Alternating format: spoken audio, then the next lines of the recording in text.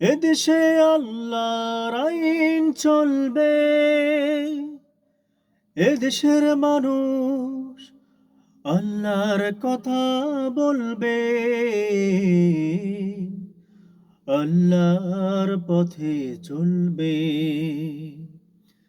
এদেশের শাসন ব্যবস্থা হবে কোরআন হাদিসে, এদেশের শাসন ব্যবস্থা অন্যায় অবিচার চলবে না মিছে। আসো সবাই মিলে হাতে হাত রাখি, আল্লাহর কথা বলি, আল্লাহর পথে চলি, আল্লাহর কথা বলি ঐক্যবদ্ধ হয়ে।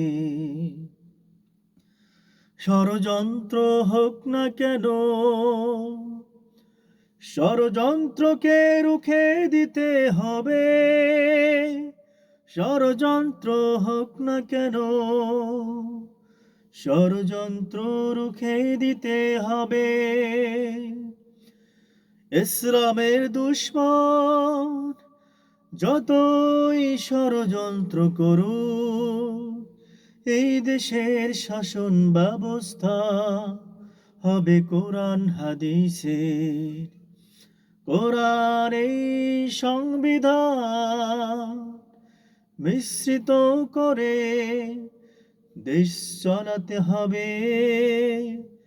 এটাই সত্য, এটাই বাস্তবতা। আল্লাহর পথে চলি, আল্লাহর কথা বলি, আল্লাহর পথে চলি, আল্লাহর কথা বলি। এসো সবাই মিলে হাতে হাত রেখে ঐক্যবদ্ধ হয়ে কোরআনের ইসলামের ঝান্ডা উড়াই, ইসলামের পথে ঐক্যবদ্ধ হয়ে করি লড়াই। আ আ আ আ আল্লাহু আকবার ধ্বনিতে, আল্লাহু আকবার ধ্বনিতে, আল্লাহু আকবার ধ্বনিতে, আল্লাহু আকবার ধ্বনি দে। মুখর করো, জিকির করো, জিকির করো,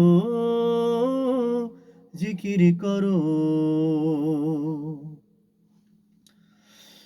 আলহামদুলিল্লাহ, এই মুহূর্তে যে কথাগুলো বললাম মূলত এই মুহূর্তে যা মনে হয়েছে আমি তাই বললাম। মূলত ইসলামিক শাসন ব্যবস্থা কায়েম করতে হবে, এটি হচ্ছে বাস্তবতা।